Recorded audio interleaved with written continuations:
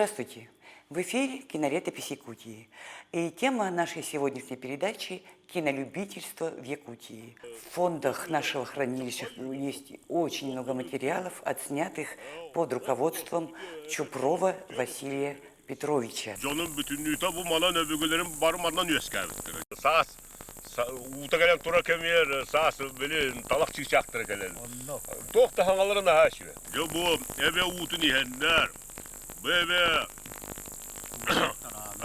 Kuhun kahın bütütü siyan aha sunan tarala sötüvelen can bol buttara.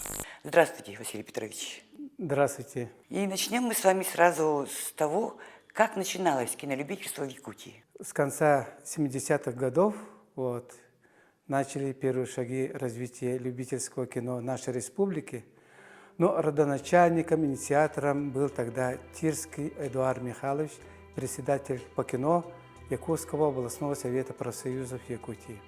Я лично пришел работать в 1984 году. Ведь тогда интересные такие люди приходили к вам тоже. Может быть, из кого-то из них там потом вышли хорошие режиссеры, операторы. Я знаю, что в кадрах там у вас попадается молоденький совсем еще Олег Жилнин, встречается в титрах имя Вячеслава Семенова.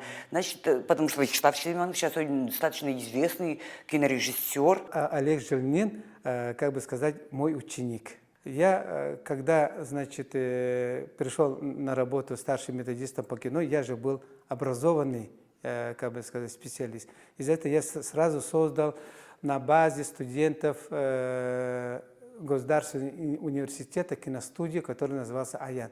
Вот он был там, Олег Жилнин, один из самых главных и артистов, и инициаторов. Вячеслав Семенов – это совсем отдельная история. Этот человек очень много вложил себя и свое творчество в развитие любительского кино. Дело в том, что он до этого работал вместе с Тирским, и мы начали снимать первые свои совместные творческие фильмы. Ну, потом, естественно, Слава стал очень знаменитым, как бы сказать, образованным. Он получил образование в ВГИКе, снимал свои уже творческие работы и так далее. Он, конечно, вложил очень много своей работы в развитии и кинохроники, и художественного фильма, и кинодокументалистики, в истории развития вообще кино, развития кино в нашей республике. Это естественно.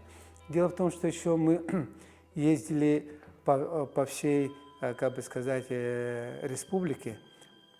А я как национальный специалист, который вырос с села, я был очень заинтересован, чтобы наше кинолюбительство развивалось в сельской местности. Ну, естественно, мой родной Мегино-Кангаласский район, село Майя, там был очень активный на сегодняшний день руководитель этнокомплекса Атласов, Василий Атласов.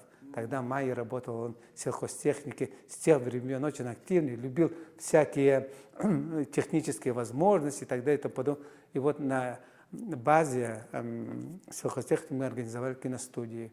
Тогда еще в Сунтаре я помог организовать киностудии, там работал Валерий Коротов.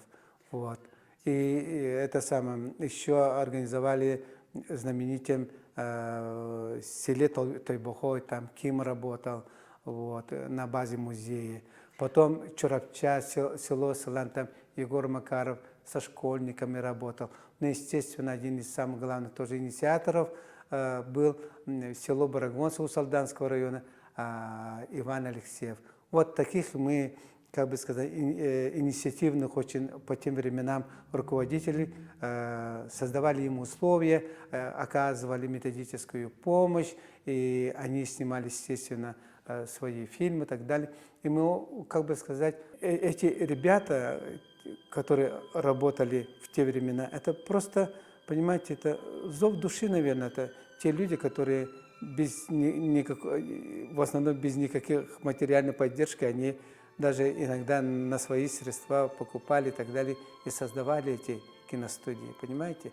Вообще я хочу сказать, что период, когда мы жили, называли себя детьми Советского Союза, все творчество вообще было на, как бы сказать, инициативе самих организаторов. Понимаете, мы были фанаты. Вот так надо сказать, фанаты.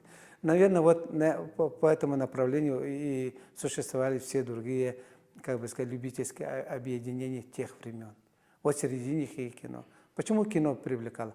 А потому что мы получали удовольствие от того, что мы сняли, сами проявили, сами же показываем всех тех людей, которые сняли. А те люди радовались, что они тоже, как артисты с большого экрана, они тоже сняты и показывают их на этих кинопленках. Это же здорово.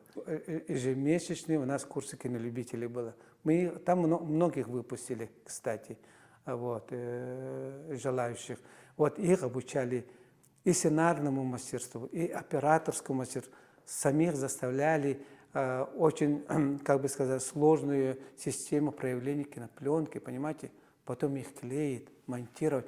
Это каждый кинолюбитель в течение одного месяца должен пройти. Это не так просто, понимаете? Это уже вечернее время, это выходные дни. Он должен, как бы сказать, прийти к нам по своей инициативе. Никто никого там не заставляет.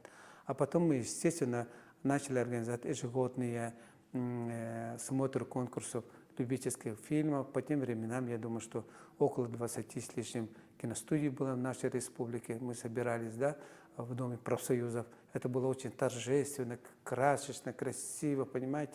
Очень, как бы сказать, к части организации очень большое внимание уделял сам Тирский Эдуард Михайлович. Он это дело очень любил, ну, как организатор.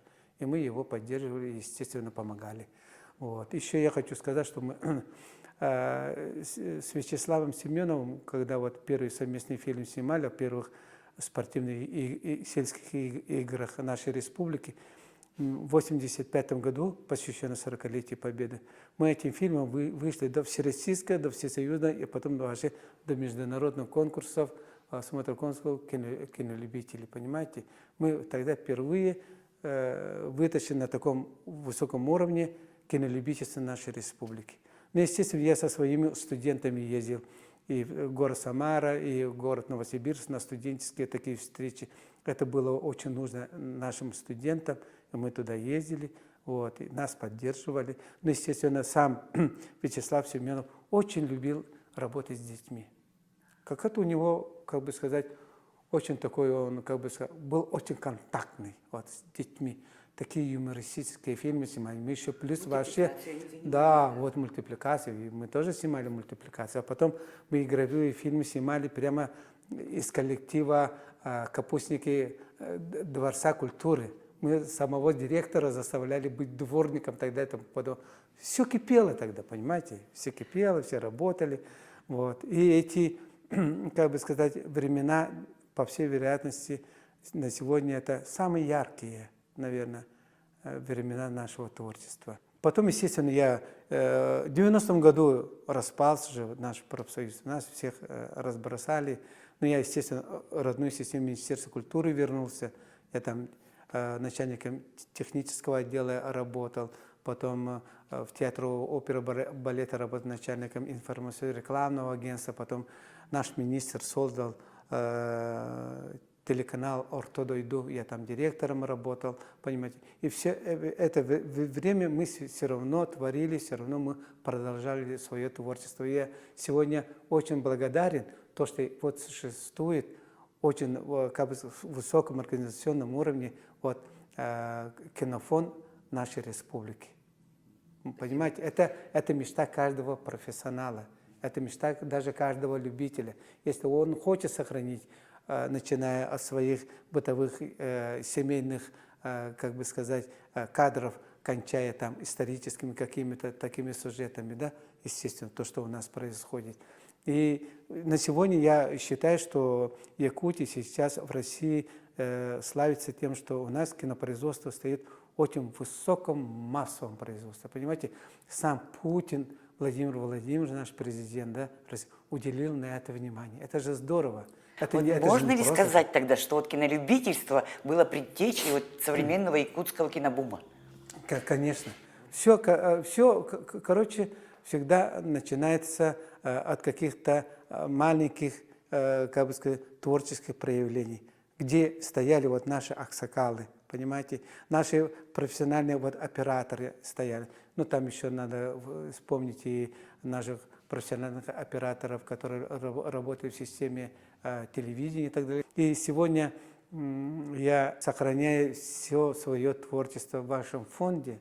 Я точно знаю, что это будет, как бы сказать, моим скромным лептой в развитии кинофонда.